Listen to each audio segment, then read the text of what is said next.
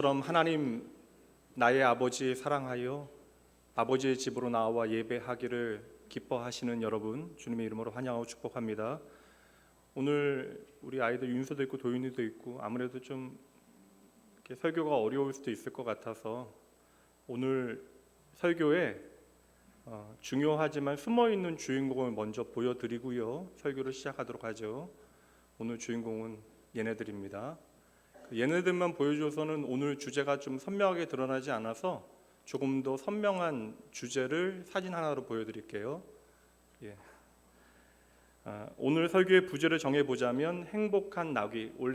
원래 제목은 주님께서 쓰시겠다 하라이지만 오늘 서브 타이틀을 정해보자면 행복한 나귀라고 하면 좋을 것 같아요.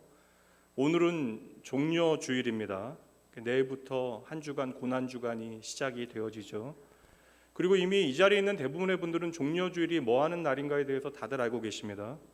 예수님께서 예루살렘에 들어오신 날이죠. 그때의 예루살렘 시민들이 크게 기뻐해요. 종려나무 가지를, 왕을 향하여 흔드는 종려나무 가지를 흔들며 모든 사람들이 호산나, 예수 그리스도를 왕으로 환영하는, 환대했던 자리가 바로 종려주일이, 첫 번째 종려주일이 벌어졌던 그 현장이 됩니다. 예수님께서 예루살렘에 들어가셨던 이 사건은 너무나 중요한 사건이라 마태, 마가, 누가, 요한복음 전 복음서에 다 기록이 되어져 있어요. 그러니까 이만큼 그 사건이 중요하다라는 것입니다. 그런데 우리가 막상 예수님의 마지막 생애의 일주일에 대하여 그 의미에 대해서, 그 마지막 일주일이 시작되어지는 종려주일의 의미에 대해서 우리가 제대로 깨닫지 못하고 있을 수도 있다라는 생각이 듭니다. 사실 우리는 이 사건을 그냥 단순히 예수님께서 예루살렘에 들어오신 사건으로 이해하는데 사람살이가 그러한가요? 이날 여러분 복잡한 여러 이해관계들이 서로 상충되어지고 그리고 여러 긴장들이 높아지고 있었던 현장이 바로 첫 번째 종려주일의 현장이에요. 우선 제자들에게는 3년 6개월간의 그간의 모든 고생이 끝나는 날, 생고생이 끝나고 이제는 영광이 시작되어지는 날, 이 시점을 영광이 시작되어지는 날로 그들은 생각하였기 때문에 올라오는 길에 급히 예수님이 높아지시면 누가 예수님의 우편에 좌편에 앉을 것인가, 지금까지 누가 예수님을 더 사랑했고 더 많이 수고했는가, 랭킹을 매기는 일들도 했던 것이죠. 그리고 6월절에 예루살렘으로 지금 많은 사람들이 몰려들었는데 그들에게는 이번 명절에, 이번 6월절에 예수님께서 과연 자신이 왕이 되신다는 사실을 우리들 앞에서 보여주실까, 드러내실까 기대감이 높아지고 있습니다. 왜냐하면 예수님께서 예루살렘을 향하여 오고 계시다는 소식을 이미 그들이 들었고요. 얼마 전에 벳세다 들녘에서 어린아이의 도시락 하나로 우리도 알고 있는 그 사건이요, 수만 명의 사람들을 먹이셨다라고 하는 그 소문으로 인하여 지금 온 예루살렘은 아주 뜨겁게 끓어오르고 있었던 것이죠. 이건 누가 보더라도 정치적인 행보로 이해되어져야 합니다. 6월절이 어떠한 날입니까? 물론 6월절은 그 의미로서는 우리를 구원하신 하나님의 은혜에 대한 감사의 날이지만 6월절은 유대 민족에게는 광복절과 같은 날이에요. 다시 로마의 지배 아래 있었던 유대인들에게 이제 이 6월절에 맞추어 예수님께서 예루살렘에 들어오신다, 이것은 정치적인 의도로 그들이 받아들일 만한 충분한 의도가 있었던, 그래서 그들로 하여금 엄청난 기대와 흥분에 휩싸이게 만들었던 사건이 되어지는 것이죠. 그러니 지금 예루살렘에 있었던 예수님을 기다리던 사람들의 마음은 끝까지 부풀어온 풍선처럼 누가 살짝 건드리기만 해도 터질 것만 같았던 그런 상황입니다. 더불어 이 예루살렘 안에 있었던 로마의 총독과 대제사장과 같은 권력자들은 다른 이유로 지금 긴장하고 있어요.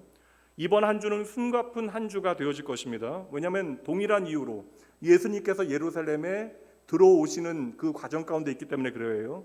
너무나 많은 사람들이 몰려들었는데 예수의 이름에 열광하던 그들이 혹 밀란과 반란을 일으킬까, 그러한 봉기가 일어날까 그들은 긴장하고 있고, 또 이번 기회를 통하여 예수를 처리할 수 있는 어떤 방법을 찾고자 그들은 지금 온 신경을 집중하고 있습니다. 생각보다 복잡하죠, 그날의 현장이. 그리고 예수님께서는 이 모든 분위기, 무드, 정황을 정확하게 알고 계십니다. 이제 예수님께서 예루살렘에 입성하게 되어지면 이제 마치 바닥에 물을 쏟는 것과 같이 뒤에 되돌릴 수 없는 일이 되어지는 것이죠. 비행기가 이륙하기 위해서 이제 속력을 높이기 시작하고 어떠한 가속도 이상으로 활주로로 달려가게 되어지면 더 이상은 멈출 수 없는 시점이 있다라는 것이에요.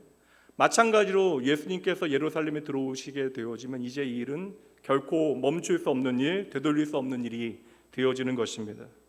그러니 우리가 생각하는 것과는 너무나 다르게 이 첫 번째 종려 주일의 시작은 복잡한 이해관계로 지금 미묘한 분위기가 높아지고 있었던 것이죠.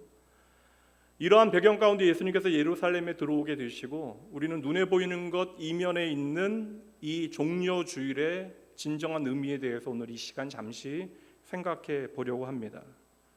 예수님께서 예루살렘에 들어오신다는 것은 어떠한 의미예요? 이제 예수님의 목숨은 죽은 목숨이라는 것이죠. 그런데 예수님께서 예루살렘에 죽기 위해서 들어오시는데 사람들은 우리를 로마로부터 해방할 수 있는 왕이라고 하는 의미로 종려 나무 가지를 흔들기 시작합니다. 제자들과 그 예루살렘 성 안에 있는 모든 사람들이 들떠 있지만 그들은 모르죠. 우리가 행하는 이 일로 인하여 예수 그리스도의 그 목숨을 재촉하게 되어질 것이다. 종려주일의 예수님의 입성은 많은 사람들이 예수를 메시아로 고백하는 고백의 장이 되어졌지만 결국 이 사건이 예수님을 더 빨리 골고다 언덕으로 내모는 일이 되어졌던 것이죠. 이러한 광경을 보고 로마에 있는 모든 권력자들은 한 목소리로 확신 가운데 외칩니다. 예수는 반드시 죽여야만 한다. 그러기에 이 모든 사실에 대하여 알고 계셨던 주님께서는 겟세마네 언덕에서 기도하시죠. 아버지여, 할 수만 있거든 이 잔을 내게서 옮겨 주시옵소서. 그러나 나의 원대로 마옵시고 아버지의 원대로 하옵소서. 그러니 여러분, 이 종려 주일에 예수님께서 예루살렘으로 들어오실 때에 예수님의 마음이 어떠하셨을까에 대해서 우리가 좀 헤아려 봐야 하지 않을까. 지금 모든 사람들이 예수님의 이름, 당신의 이름을 연호하고 흥분하여 예수님을 환영하고 있지만 여러분 아시죠? 이들은 며칠이 지나지 않아서 성난 군중이 되어져서 호산나를 부르던, 예수님이 왕이십니다, 예수님이 구원이십니다 불렀던 그들의 입에서 빌라도 법정에서 예수를 죽이라라고 외치게 되어졌던 것이죠. 예수님은 다 알고 계세요. 3년 6개월 동안 그리 함께하였던, 예수님과 함께 동거동락하였던 그 모든 제자들이 너무도 쉽게 예수님을 버리고 도망가게 되어질 것, 그리고 그 중에 예수님을 팔아 넘길 자가 있다라고 하는 사실에 대해서 다 알고 계십니다. 며칠이 지나지 않아서 이스라엘 백성들이 뭐라고, 예루살렘의 시민들이 뭐라고 외치는지를 보세요. 요한복음 19장 15절입니다. 그들이 소리 지르되 없이 하소서, 없이 하소서, 그를 십자가에 못 박게 하소서. 호산나 부르던 그들이 빌라도의 법정에서 뭐라고 외치고 있죠? 예수를 더 이상 우리의 눈에 보이지 말게 하라, 그를 당장 죽이라. 그럼 여러분, 종려주일에, 그 첫 번째 종려주일에 예루살렘 시민들의 그 뜨거운 환호는 결국 가짜였다라는 것이죠. 그럼에도 예수님께서는 그들의 진짜 생명이 되시기 위하여, 그들의 진짜 구원이 되시기 위하여 지금 예루살렘으로 한 걸음 한 걸음 들어오고 계시는 것입니다. 그런데요, 이 수많은 긴장감이 교차하고 있는 그 현장에요, 이 모든 긴장감을 한순간에 해소하는 좀 재밌고 이질적인 장면 하나가 등장을 합니다. 예루살렘에 드디어 등장했던 예수님의 모습 때문인데, 예루살렘의 모든 시민들은 예수님을 기다렸건만 등장하신 예수님의 모습 때문에 놀라게 되어져요. 너무나 이상하고 의아한 등장이기 때문에 그러합니다. 쉽게 말하면 우리는 왕으로 예수님을 맞이하는데 예수님이 품격에 맞지 않는 모습으로 나타나셨던 것이죠. 백성들은 모두 종려나무 가지를 흔들고 자신의 옷을 벗어 예수님이 걸어갈 수 있는 그 길을 만들어 놓았는데, 왕의 행차에 예수님은 어떻게 나타나십니까? 새끼 나귀를 타고 예루살렘에 들어오고 계시는 것이죠. 지금 왕의 위엄을 드러내야 되는데 왕의 위엄과는 조금 더 어울리지 않는, 어찌 보면 초라하다 못해 우스꽝스러운 모습으로 예수님은 들어오고 계시는 것이죠. 이건 말이 안 되는 거예요. 아무리 그래도 새끼 나귀는 여러분 아닙니다. 쉽게 생각해서 여러분 결혼하실 때 결혼 준비 열심히 하시고 이제 결혼 예식 끝나고 신혼여행 가기 위해서 웨딩카를 이제 타려고 하는데 나와 보니까 이렇게 쌀 배달하는 자전거 하나 놓여 있고, 신랑이 앞에서 자전거 페달 부르고 신부가 웨딩드레스 입고 만약에 그 뒤에 포대를 얹는 그 짐칸에 앉아야 한다라고 이야기하면 그것이 여러분 가능한 일입니까? 왕이신 분께서 들어오시는데 지금 가장 초라한 모습으로, 우스꽝스러운 모습으로 들어오고 계시다라는 것이죠. 근데 이 괴상한 사건에 대해서 성경은 해석을 달아놓고 있어요. 해설을 설명하고 있는데 그게 4절과 5절입니다.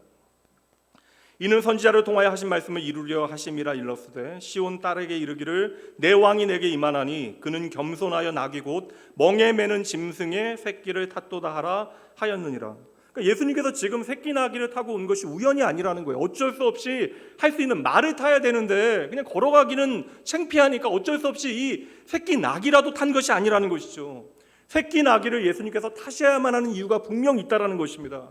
구약의 스가랴 선지자의 예언, 이스라엘 왕은 새끼 나귀를 타고 온다라고 하는 말씀을 이루시기 위하여 예수님께서 지금 어린 나귀를 타고 예루살렘에 들어오셨다라는 것인데, 근데 저는 또 하나의 의문이 들어요. 만약에 예수님께서 구약의 예언 하나를 성취하기 위하여 그렇게 새끼 나귀를 타셔야만 한다면 이것은 마치 세상에 존재하는 온갖 설화에 이야기하고 있는 짝맞추기 예언, 그러니까 어떠한 예언이 있고 그 예언을 성취한 사람이 이다라고 하는 것을 증명하는 것으로 끝나는 것일까?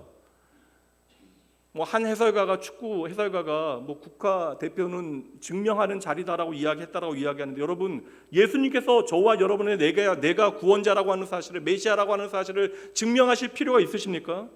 예수님께서는 수천 수만의 예언을 이루는 것으로 당신이 메시아라고 하는 사실을 저와 여러분에게 증명하실 필요가 없으시다고요. 저는 도리어 오늘 이 말씀이 보여주고 있는 현장, 그 현장이 자세히 풀어놓고 있는 그 모든 이야기들에 제 마음이 동하기 시작해요. 중요한 내용은 무엇이에요? 여러분, 중요한 이 본문의 말씀이 우리에게 보여주고 있는, 이 현장이 우리에게 보여주고 있는 핵심은 무엇입니까? 바로 창조주 하나님 만왕의 왕께서 새끼 나귀를 타고 오늘 우리의 삶에 찾아오신다라는 것이죠. 그날의 현장을 한번 생각해 보세요. 사람들은 분명 그렇게 나타나신 예수님께 실망을 했을 거예요. 분명 예수님께서 큰 말을 타고 오셨더라면, 백마를 타고 멋지게 제자들과 행렬을 맞추어 들어오셨다라면 폼이 났을 것인데, 지금 예수님의 모습은 도무지 이해가 되지 않습니다. 아무래도 사람의 마음은 규모의 영향을 받게 마련인데, 그래서 교회도 크고 사람들이 많아야 사람들은 그 형식에 압도되어진다라고 이야기하는데, 왜 예수님은 가장 중요한 순간에 이러한 모습으로 사람들에게 나타나시는 것일까? 우리가 고백한 대로 만왕의 왕 나의 구원자께서는 왜 그렇게 초라한 나귀를 타셔야만 하는가?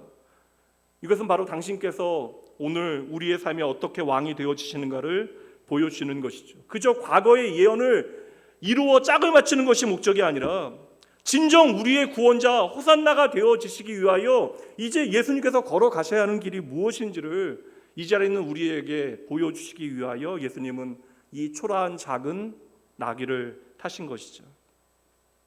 그래도 예수님께서는 이 새끼 나귀를 타시고 이것을 통하여 우리에게 강력하게 선언하신, 우리 중고등부 아이들 웬만하면 앉아 있어야 돼, 움직이면 안 돼. 화장지 너희들 방광이 충분히 참을 만한 건강한 방광을 가지고 있어. 특별한 이유 있지 않으면 움직이지 마세요. 사랑해, 귀 여겨. 그러나 안 돼. 예배 시간에는 어디 얘기했어요? 예수님께서는 지금 새끼 나귀를 타시는 것을 통하여 강력하게 선언해 주시는 거예요. 내가 너희의 만족을 위하여 너희의 욕심을 이루어주는 것으로 이 땅에 온 것이 아니다. 내가 너희를 구원하는 길은 바로 이것이다. 내가 너희를 이 땅에서 잘 먹고 잘 살게 하는 것이 이 땅에 온 나의 목적이 아니다. 이것을 위하여 나는 오늘 너희 가운데 있지 아니하다.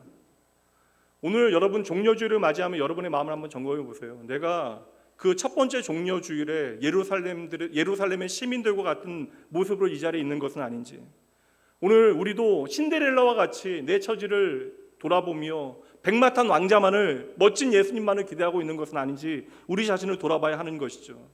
오늘 예수님께서는 새끼 나귀를 타고 오늘 우리의 삶의 자리에 찾아오셔서 우리의 그 그릇된 시각들을 바꿔내기를 원하시는 것입니다.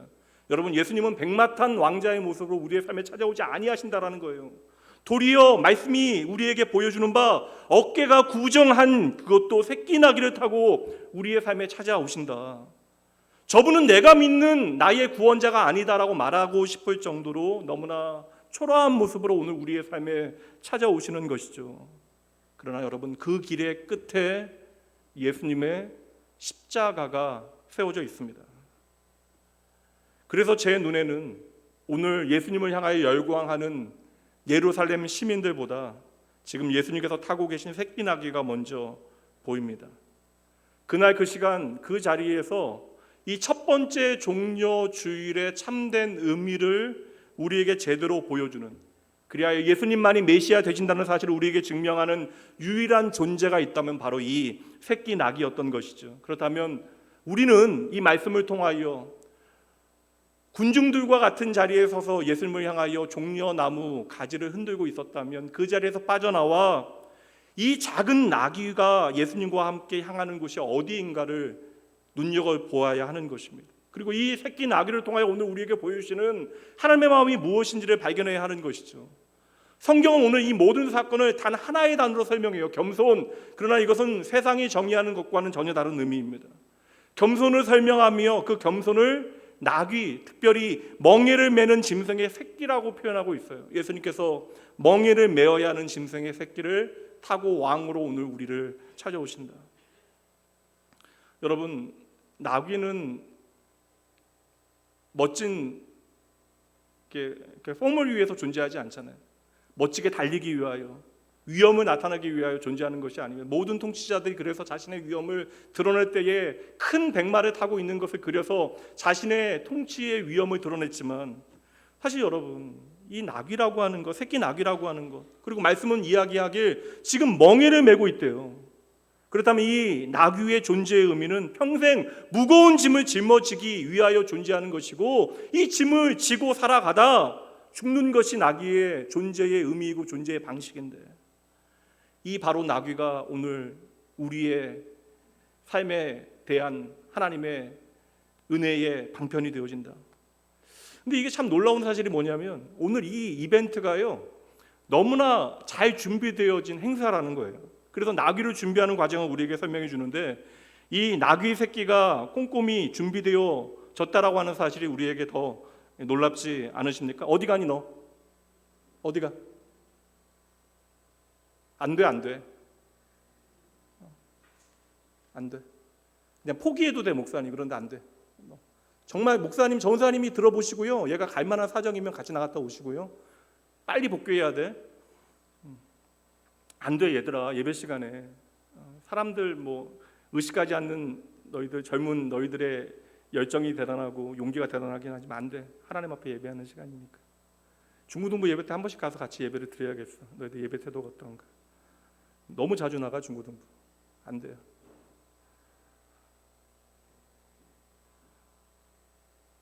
5분도 길어졌잖아, 너희 때문에. 오늘 바쁜데. 이 나귀 새끼가 우연이 아니라는 거예요. 철저하게 준비되어진 사건입니다. 꼼꼼하게 준비된 사건이요. 그래서 오늘 말씀 1절 먼저 보도록 하면, 오늘 말씀의 1절에 보면 예루살렘에 어귀에 예수님께서 도착을 하세요. 그리고 나서 벳바게라고 하는 그런 마을의 건너편 마을로 가서 나귀를 이제 끌고 와라라고 예수님께서 2명의 제자들을 보내십니다. 그러니까 이게 얼마나 놀라워요. 이 나귀 새끼가 예수님께서 준비하신 사건이라는 거예요. 친히 기획하신 이벤트. 이어지는 2절과 3절 말씀 볼게요. 이르시되 너희는 맞은편 마을로 가라. 그리하면 곧 메인 나귀와 나귀 새끼가 함께 있는 것을 보리니 풀어 내게로 끌고 오라. 만일 누가 무슨 말을 하거든 주가 쓰시겠다 하라. 그리하면 즉시 보내리라. 이거 참 놀라운 말씀이잖아요. 한마디로 예수님께서 타실 나귀가 이제 예수님의 말씀대로 준비가 되어지는 과정을 우리에게 보여주고 있는데, 그 한마디가 오늘 말씀의 제목이에요. 주가 쓰시겠다 하라. 그래서 우리가 이 말씀을 좀 읽을 때마다 많은 분들이 여러 번 들으셨는데, 흔히 주가 쓰시겠다라고 하는 이 말 한마디에 어찌 보면 가난한 마을인데, 베다니는 그 마을에 그 사람이, 그 주인이, 이름 모를 그 사람이 기꺼이 자기의 나귀를 내어준 믿음이 대단하다라고 우리가 생각합니다. 물론 쉬운 일은 결코 아니에요. 그러나 우리가 먼저 그에게 임한 은혜가 얼마나 큰가에 대해서 여러분 아셔야죠. 만약에 그 나귀 주인이 그 나귀 새끼를 내어주지 않았더라면 그 나귀는 평생 주인의 어떠한 필요를 채우는 데서 그의 존재 의무가 다하게 되어지지만, 그 주인이 지금 그 의미 없는 나귀를 주님께 내어드리게 되어지자 어떠한 일이 벌어져요? 바로 예수 그리스도의 구원의 큰 일이 벌어지는 그 현장에 그 나귀가 사용이 되어진다는 것이죠. 이제 많은 사람들이 오해하는 것이 있습니다. 오늘 우리도 오해하는 것인데, 우리가 무언가를 조금 더 가져야, 오늘보다는 좀 더 나은 내가 되어져야, 내일의 나는 조금 더 멋져져야 우리가 하나님의 영광을 위하여 무슨 일을 감당할 수 있을 것이 아닌가. 이것이 여러분 나의 욕망인가 하나님의 비전인가를 점검해 볼 필요가 있는 것이죠. 여러분, 하나님께서는 단 한 번도 우리가 가진 것을 통하여 하나님께서 쓰시겠다 이야기하지 않아요. 우리가 무언가를 조금 더 이루어내고 우리가 얼마를 가졌는가에 따라 하나님께서 우리를 사용하시는 크기가 달라진다라고 말씀하시는 구절이 단 하나도 없다라는 것입니다. 도리어 하나님의 의도를 보세요. 디모데후서 2장 20절 21절 말씀입니다. 큰 집에는 금그릇과 은그릇뿐 아니라 나무그릇과 질그릇이 있어 귀하게 쓰는 것도 있고 천하게 쓰는 것도 있다. 속상하지만 이게 현실이잖아요. 세상은 금그릇도 있고 은그릇도 있고 나무그릇, 질그릇이 있어요. 그래서 귀하게 쓰이는 것이 있고 귀하지 않게 쓰이는 것이 있습니다. 이게 세상의 원리입니다.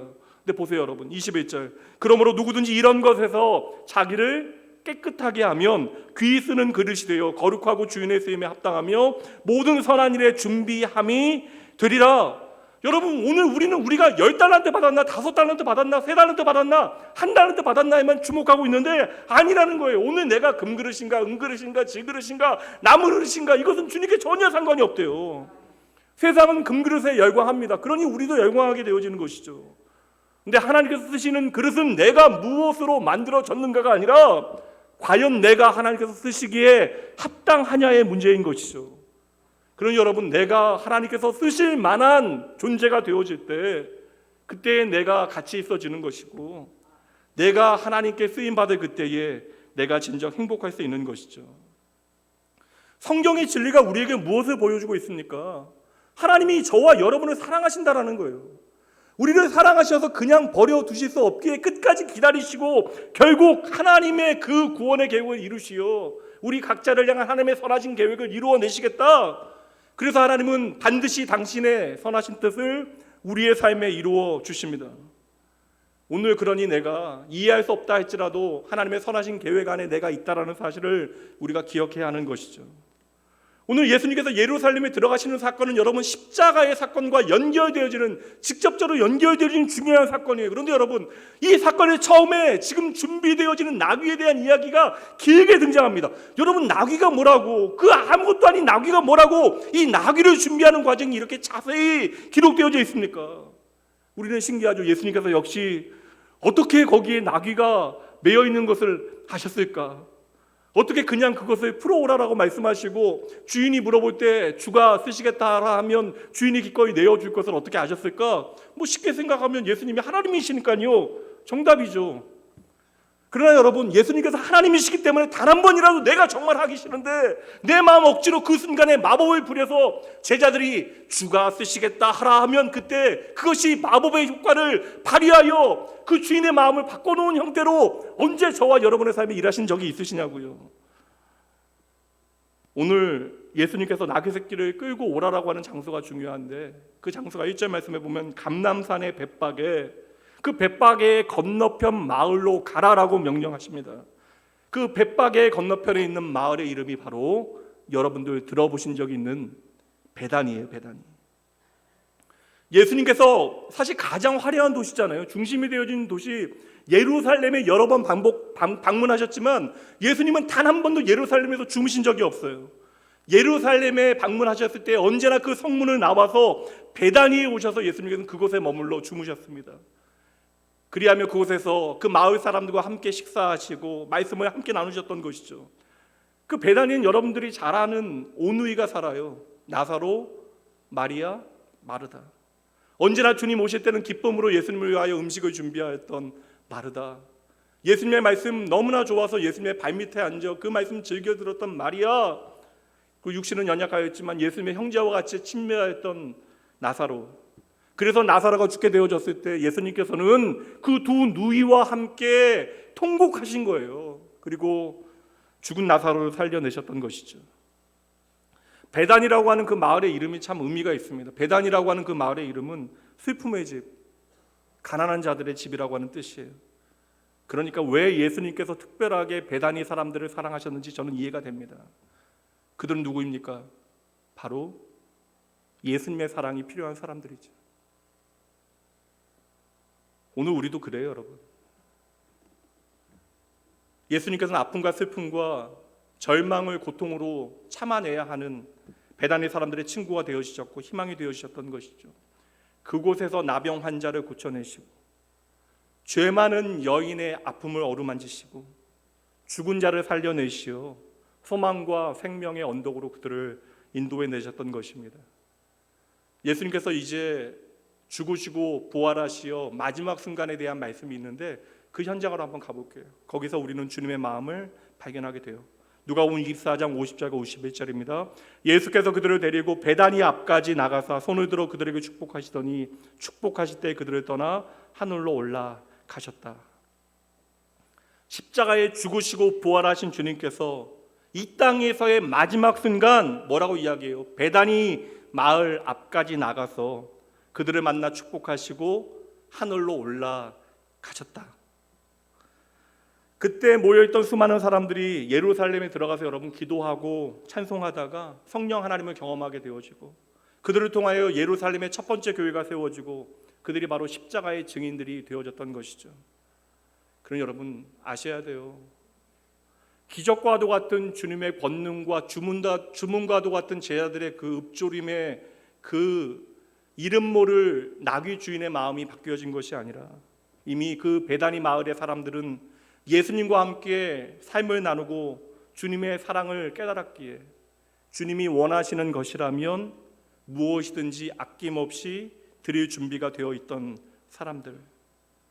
마가복음 14장 말씀에 보면 예수님께서 나병 환자 시몬의 집에 머물 그때에 사실 나병 환자의 집에 머문다는 건 말도 되지 않는 것인데 고침받았다 한들 그것은 정결치 못한 일인데 더러운 일인데 그곳에서 함께 식사하실 때 한 여인이 찾아와요. 누구도 보지 못한 값진 향유를 깨트려 예수님의 머리에 부어 예수님의 장례를 준비하게 되어집니다. 그것도 바로 베다니. 그러니 그 마을 사람들이 나귀 한 마리 주님을 위하여 기꺼이 내어드리지 못하겠습니까? 예수님 안에 이미 베다니 사람들이 있었고요. 베다니 사람들 안에 이미 예수님이 계셨던 것이죠. 예수님이 먼저 그들을 찾아가 그들을 사랑하시고 이러한 관계의 기쁨 가운데 주님 여기 있습니다. 주님 기꺼이 마음대로 사용하십시오라고 하는 고백이 드려지고 있는 거예요. 오늘 바로 그 현장입니다. 그러니까 종려주의를 맞이하고 있는 저와 여러분의 눈에 들어와야 하는 것은 그 예루살렘 시민들의 함성이나 그 분위기가 아니라고요. 종려주의의 참된 가치는 바로 아무것도 아닌 새끼 나귀를 통하여 우리에게 드러나게 되어지는 것이죠. 이름 모를 한 농부의 가난한 농부의 헌신은 그에 앞서 그를 기꺼이 받아주시고 사랑하셨던 주님의 사랑과 헌신이 있었기 때문에 가능한 일이 되어지는 것입니다. 그러니 여러분 헌신은 억지로 되어지는 것이 아니에요. 강요로 되어지는 것이 아닙니다. 내가 예수 그리스도 안에서 나의 존재를 확인한 사람, 내가 이제 예수 그리스도 안에서 영원한 생명을 꿈꿀 수 있는 사람, 그러므로 나의 인생의 목적이 주님과 하나 되어지고 내 삶이 온전히 주님께 드려지기를 소원하는 사람, 그 사람은 더 이상 주님 앞에 내 것을 주장할 수 없게 되어지는 것. 이것이 바로 겸손이죠. 그러니 저는 확신합니다. 말씀은 그 가난한 농부가 누구인가에 대해서 말해주지 않아요. 근데 저는 확신해요. 자신의 나귀를 끌고 돌아가는 제자들의 뒷모습을 보며 이것을 주님이 사용하신다라는 기쁨 가운데 이 이름 모를 농부는 참으로 감사했을 것이에요. 그러니 이 베다니 농부는 이 첫 번째 종려 주일에 가장 행복했던 한 사람인 것이죠. 이제 마지막으로 한 가지만 살핍니다. 나귀를 부르시는 우리 주님 보세요. 주님께서는 어린 나귀가 필요하세요. 근데 어린 나귀가 어미 없이는 올 수 없다라는 사실에 대해서 너무나 잘 알고 계세요. 지금 상황이 어떤 상황인데요. 그런데 이 어린 나귀를 홀로 데려올 수 없다라는 사실을 아시고 낯선 일을 따라오지 않을 그 어린 나귀를 위하여 어미 나귀와 함께 그곳에 오도록 하십니다. 한편으로 이야기하면 아직 어미와 떨어지지도 못하는 어린 나귀를 기꺼이 쓰시겠다 하신 것이죠. 여러분, 이게 하나님이세요. 하나님은 저와 여러분의 모든 체질을, 우리의 마음을 다 아시고 우리를 부르셨습니다. 그러니 어린 나귀 같은 우리가 잘난 척할 필요 없다라는 거예요. 우리가 근사한 말처럼 걸음걸이를 흉내낼 필요도 없다라는 것입니다. 오늘 하나님은 저와 여러분을 있는 그대로 부르시는 거예요. 이 성찬의 은혜는 바로 여기에 담겨지는 것입니다. 나귀 생각해 보세요, 여러분. 맨날 짐이나 짊어질 훈련하였던 그 나귀가 그 사람들의 환호 가운데 얼마나 놀랐겠습니까? 그리고 사람을 태우는 것이 불편하여 몸을 이리저리 비틀어 보기도 했을 것이에요. 모든 것이 부족합니다. 그럼에도 우리 주님은 기꺼이 그 어린 나귀를 선택하시는 것이죠. 그리고 그 부족한 나귀와 함께 하나님이 세상을 이처럼 사랑하사를 위하여 골고다로 향하셨던 것입니다. 오늘도 저와 여러분에게는 주님의 부르심 앞에, 주님이 사랑한다라고 고백하지만 막상 주님의 부르심 앞에 너무나는 핑계와 이유들이 있는데, 그럼에도 주님께서는 괜찮다, 상관없다, 때로는 우리를 기다려주시고 때로는 강력한 음성을 통하여 왜 우리가 주님 곁에 머물러야 하는가를 가르쳐 주시는 것이죠. 그런 제가 첫 번째 보여주었던 그 사진과 같이 종려주일 예루살렘에서 가장 행복한 존재는 이 어린 나귀가 아닐까. 생각해 보세요. 수고하고 무거운 짐 지고 그렇게 멍에를 지고 살아가야 하는 것이 그의 존재의 결국인데, 여러분, 예수님으로 말미암아 그 멍에가 풀어지게 되어졌던 것이죠. 그리고 주님과 함께 그 생명의 길, 영광의 길을 걷게 되어진 것입니다. 여러분, 우리는 또다시 하나님의 초대로 거룩한 식탁에 마주 앉게 되어져요. 이 시간 여러분 잠시 눈을 감아 보시죠. 하나님께서 이 시간 여러분에게 요구하시는 것이 여러분의 응답인데, 여러분들은 하나님의 부르심에 무엇이라 응답하시겠습니까? 오늘 내가 해야 하는 일이 무엇인지 오늘 말씀을 통하여 단 한 가지라도 여러분의 마음에 배워내셔야 돼요. 예수님께서 종려주일에 친히 보이신 그 겸손은 내가 나의 가치를 낮추는 것으로 증명되어지는 것이 아니라 내 가치가 세상이 아니라 하나님 안에서 발견되어질 수 있도록 하나님을 하나님의 자리로 돌려놓는 것. 기꺼이 보잘것없는 나귀와 같은 나를 부르시어 주님은 오늘 함께 행복한 길을 걷기 원하시는 것이죠. 그러니 아무 의미 없이 나의 욕심을 좇아 환호하고 있는 무리가 아니라 주님과 함께 그 영원한 생명과 행복의 길을 갈 수 있는 그 행복한 나귀의 길을 오늘 여러분 믿음으로 선택하셔야 합니다. 이 시간 잠시 여러분 묵상하세요. 제가 찬양 한 곡 여러분들에게 소개합니다. 이 찬양과 함께 말씀 묵상하며 성찬을 준비하도록 하겠습니다. 그 행복한 낙이 되고 싶어요. 묶여있는 저를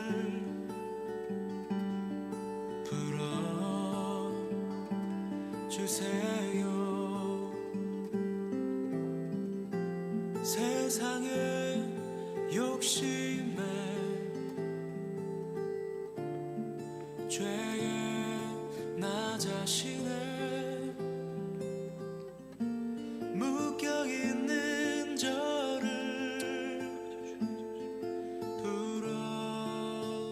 풀어주세요.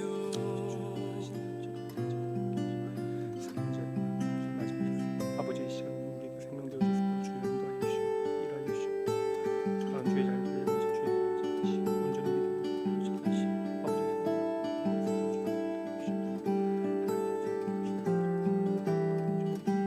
그리고 주님을 섬기게 하세요.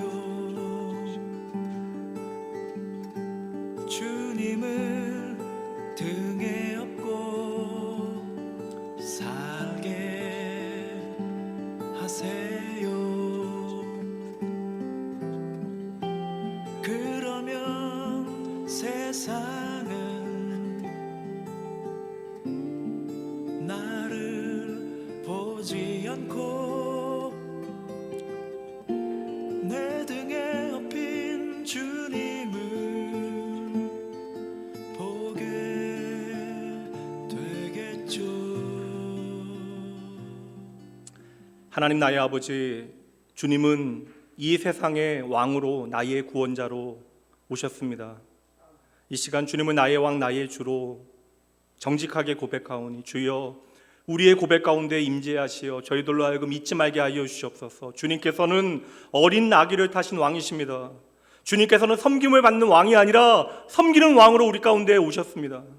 주님은 힘을 휘두르는 왕이 아니라 자신을 낮추는 겸손의 왕으로 우리 가운데 임하십니다.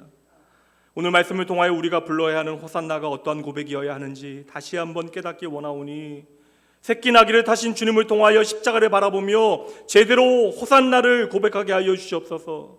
그 새끼 나귀를 통하여 주님의 사랑과 긍휼이 무엇인지를 보게 하시고 주님의 십자가를 통하여 하나님의 영광과 부활의 능력이 무엇인지를 저희들 이 시간 제대로 고백하는 귀한 시간 되어질 수 있도록 성령 하나님 친히 우리 가운데 일하여 주시옵소서. 아버지여, 저희들 연약하여 여전히 예루살렘 성에 환호하던 사람들과 같이 살아갈 때 너무나 많이 있습니다. 그러나 하나님, 내가 나의 손에 되어지는 일, 조금도 참지 못하는 연약한 인생이라 할지라도 나귀를 타신 예수님, 십자가의 주님 앞에서 호산나 나를 구원하소서라고 하는 진정한 고백이 우리 가운데 주님께 드려지게 하여 주시옵소서. 그리고 나의 구원 되신 주님을 만나 구원의 주님 안에 사는 귀한 은혜의 삶이 무엇인지 저희들 날마다 조금씩 배워가게 하여 주시옵소서. 이제로부터 헛된 환호성으로 주님을 외롭게 해드리는 것이 아니라 주님과 날마다 함께 동행하는 어린 낙이 그 행복한 길을 함께 걸어갈 수 있도록 우리에게 은혜 베푸신 여호와 하나님 기억하고 이 시간 나의 삶의 유일한 소망 되신 예수 그리스도 그 아름다운 이름으로 간절히 축복하며 기도합니다. 아멘. 이제 성찬식을 거행하도록 합니다. 성찬식은 예수님께서 십자가에 달리시던 밤에 다락방에서 제자들과 함께 마지막 나누셨던 식사를 기념하는 예식이에요. 이 성찬은 사실 예수 그리스도 안에서 우리를 하나님의 자녀 삼으신 하나님의 은혜 앞에 우리가 주님의 식탁으로 초대받는 일이 되어집니다. 그러므로 우리는 이 주님의 식탁에 마주 앉아 예수님과 함께 먹고 마시며 한 가지를 기억해야 돼요. 내가 바로 하나님의 사랑받는 자녀라고 하는 사실을 여러분 확신하셔야 합니다. 그래서 이 성찬은 우리에게 너무나 더할 수 없이 소중한 거예요. 그리고 여러분 반드시 기억하세요. 이 하나님의 사랑으로부터 소외받는 사람 단 한 명도 없습니다. 하나님은 이 자리에 있는 여러분 모두를 똑같이 사랑하세요. 우리가 이 성찬을 위하여 준비된 떡과 포도주를 먹고 마시게 되어지는데 이것은 예수님을 상징하는 것입니다. 특별히 이 떡은, 우리가 먹게 되어진 떡은 나를 위하여 찢기신 주님의 몸, 그리고 우리가 마시게 되어지는 포도주는 나를 위하여 흘리신 그분의 피를 의미하게 되어집니다. 이제 여러분들은 이 포도주와 떡을 먹고 마시면서 주님께서 우리에게 베푸신 은혜와 그 놀라운 선물이 무엇인지를 다시 한번 확인하게 되어질 거예요. 무엇입니까? 예수 안에서 우리가 다시 하나님과 하나 되어졌다라는 거예요. 어떤 분들은 내가 성찬에 참여할 자격이 없다 이야기하시는데 그런 분들 더 열심히 참여하셔야 합니다. 내 삶이 엉망이기에 부족하기에 오늘도 우리는 주님의 손길이 필요한 것이죠.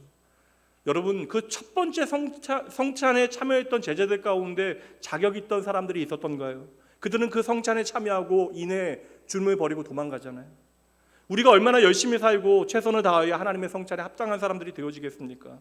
말씀드립니다. 성찬은요, 하나님의 은혜, 사랑이 필요한 자들에게 베풀어지는 것이에요. 내가 좀 나아져야 깨끗해져야, 물론 그러면 좋죠.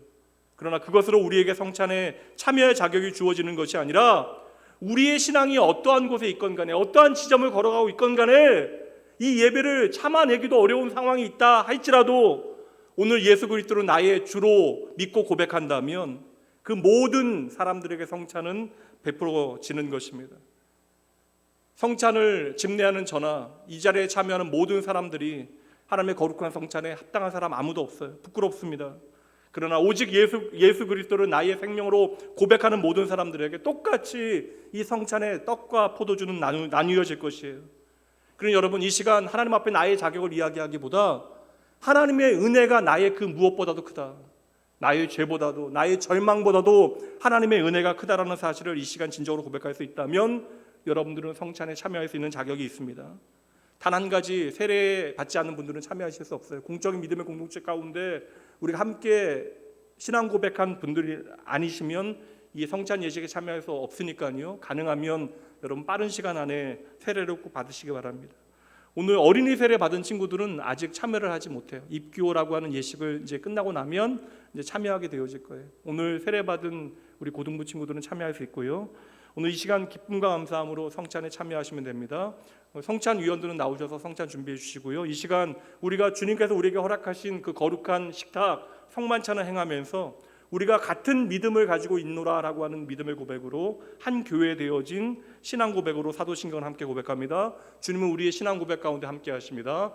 전능하사 천지를 만드신 하나님 아버지를 내가 믿사오며 그 외아들 우리 주 예수 그리스도를 믿사오니 이는 성령으로 잉태하사 동정녀 마리아에게 나시고 본디오 빌라도에게 고난을 받으사 십자가에 못 박혀 죽으시고 장사한 지 사흘 만에 죽은 자 가운데서 다시 살아나시며 하늘에 오르사 전능하신 하나님 우편에 앉으시다가 저희로서 산자와 죽은 자를 심판하러 오시리라.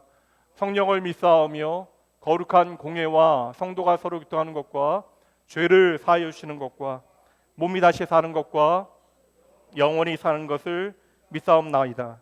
아멘. 우리 주님께서 식후에 잡히시던 밤이었습니다. 우리 주님을 사랑하는 제자들과 함께 마지막 유월절 식사를 하실 그때에 떡을 들어 축사하십니다. 그때에 떡을 들어 제자들에게 나누시며 말씀하십니다. 이것은 너희를 위하여 상하고 찢긴 내 몸이다. 너희는 이것을 받아 먹으라. 주님의 말씀에 따라 이 떡을 받도록 합니다. 분명합니다. 받으신 분들은 믿음의 공동체 가운데 함께 신앙 고백으로 이 떡을 나누기 위하여 받으신 후에 모든 성도들이 받으실 때까지 함께 기도하며 준비해 주시기 바랍니다.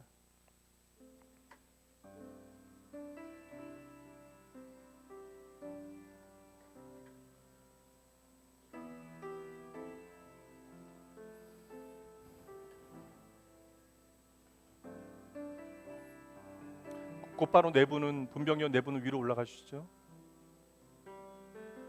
예, 위에가 좀 더 시간이 걸리니까 한 분 더 올라가 주셔도 될 것 같아요.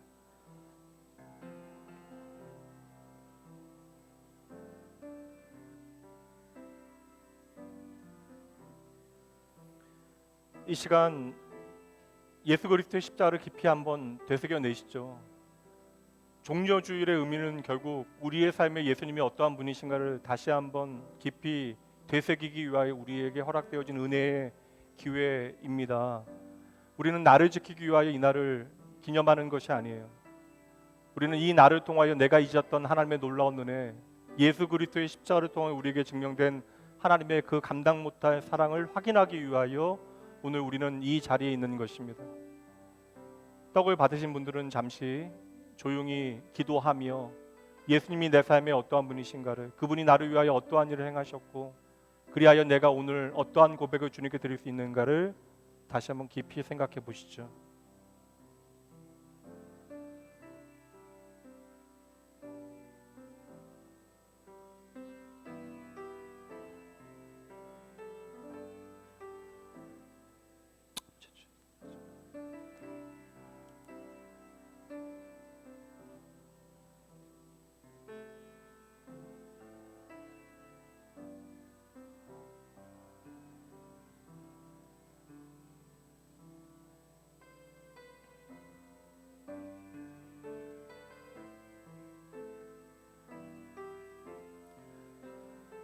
이 시간 사망의 음침한 골짜기에 있는 우리의 삶에 찾아오시어 우리를 소망의 언덕으로 인도하신 예수 그리스도, 그 골고다 언덕 저주의 나무가 오늘 우리에게 어떻게 소망과 생명이 되어졌는가를 주님께서 씻기신 그 몸과 그 주님이 흘리신 보혈을 통하여 깊이 여러분의 마음에 새겨내셔야 합니다.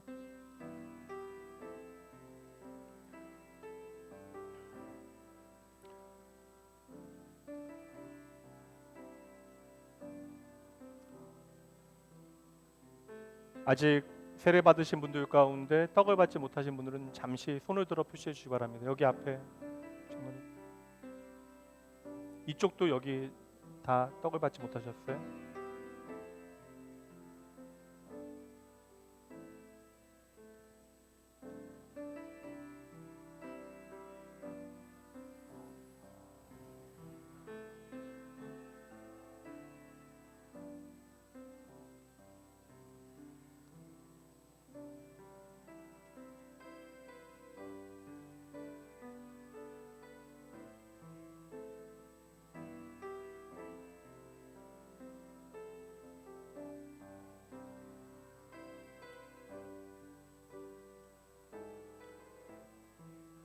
혹 세례 받으신 분들 가운데 여전히 떡을 받지 못하신 분들은 가만히 손을 들어 표시해 주시기 바랍니다.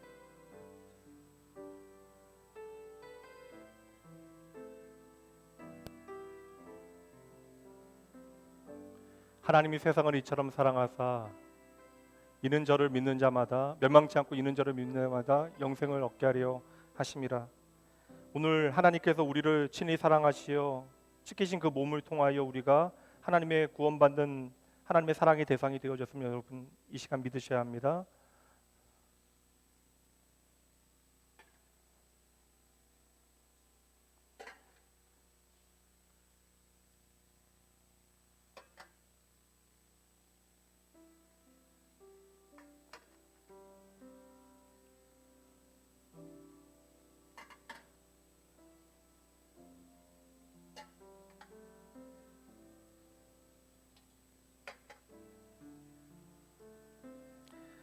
이 시간 주님의 명령대로 주님의 떡을 받도록 하였더니 잠시 기도하도록 합니다. 이것은 나의 몸이라 너희를 위하여 준 것이니 행하여 나를 기념하라. 주님 말씀하십니다. 사랑하는 주님이 세우신 이 거룩한 성찬 저희들 감사함으로 베풀며 이 시간 주님 기억하고 떡을 떼고자 합니다. 저희들 예수 그리스도께서 나를 위하여 지키신 그 몸을 제대로 분별하게 하시고 하나님의 은혜에 감사하게 하시되 저희들 이 시간 나누는 이 떡이 참 생명의 떡이 되어질 수 있도록 성령 하나님 친히 우리 가운데 일하여 주시옵소서. 예수님 이름으로 간절히 기도합니다. 아멘. 이제 감사함으로 떡을 떼어서 드시도록 합니다.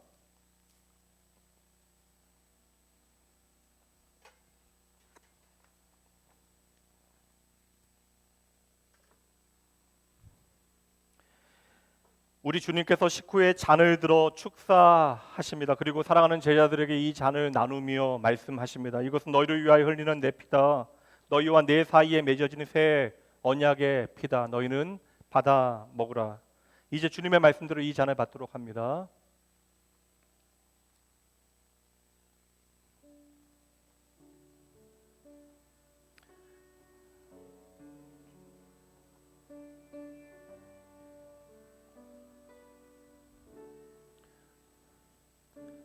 이 시간 동일하게 값없이 우리에게 베푸신 하나님의 그 무한한 사랑이 무엇인지 기도하며 되새겨 내시죠.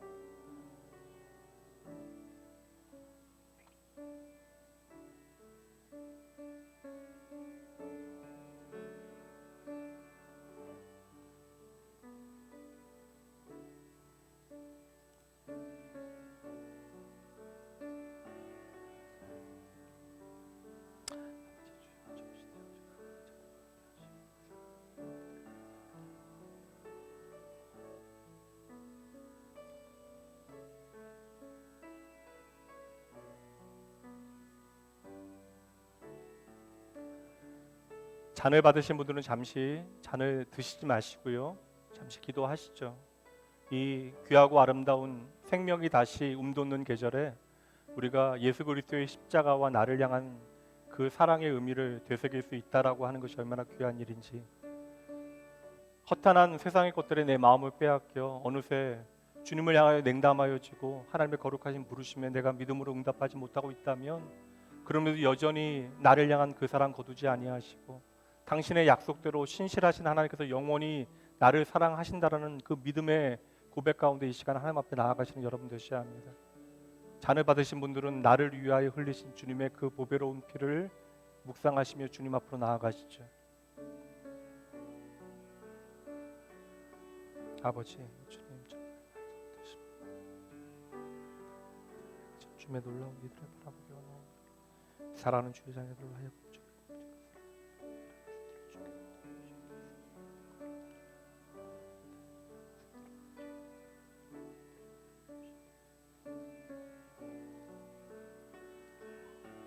아버지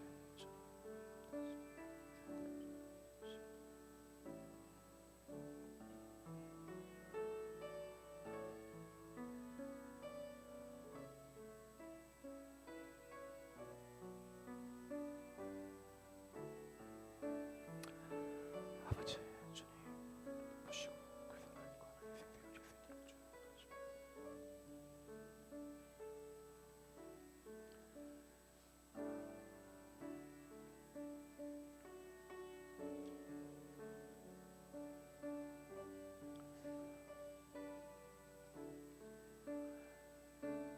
더불어 여러분 이 시간 사랑하는 믿음의 가족들을 위하여 기도해 주시죠. 여러 가지 상황 가운데 하나님의 마음 놓치게 되어진 이들, 그리고 하나님 예배하는 자리에서도 하나님이 도무지 내 삶에 전부 되어주지 못하는 이들, 예수 그리스도께서 나를 위하여 죽으시고 부활하셨다는 사실이 나의 전 존재로 믿어지지 않는 이들, 그럼에도 불구하고 이들이 이 자리에 있는 것 또한 함께 하나님을 예배하는 것, 누군가의 권유 또한 나의 어떠한 의지, 어떠한 의미 없는 발걸음 습관이 아니라 하나님께서 나를 사랑하신 그 사랑으로 동일하게 이 자리에 있는 모든 이들을 하나님께서 사랑하신다는 사실을 믿고 이 시간 사랑하는 믿음의 가족들을 위하여 특별히 연약한 이들, 하나님의 사랑 가운데 내가 담대히 나아가지 못하는 이들이 있다면 그들을 위하여 주의 마음 품고 함께 기도해 주시기 바랍니다.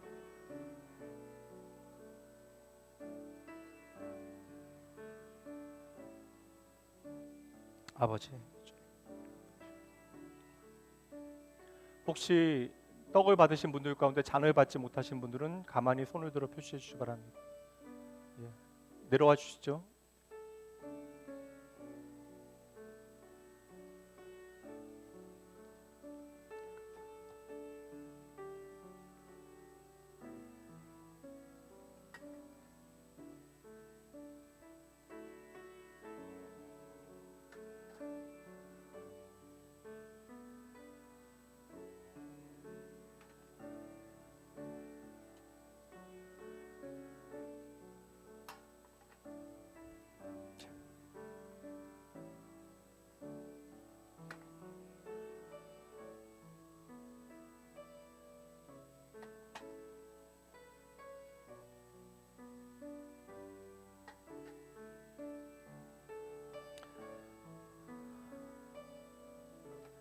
이 시간 함께 기도하고 함께 이 잔을 마시도록 합니다.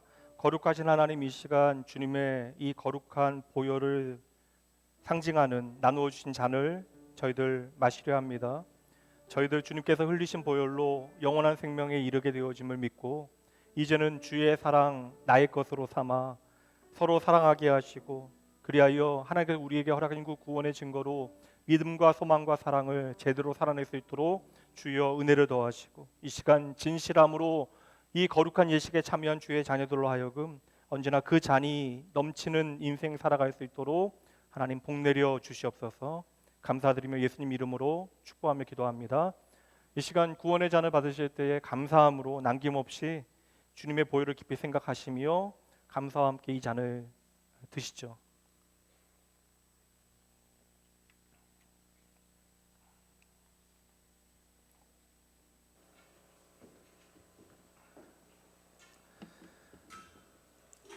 잔과 수건은 잔과 그 장갑은 가지고 계시다가 예배 마치고 나가실 때 이제 정해진 자리에 버려주시면 됩니다.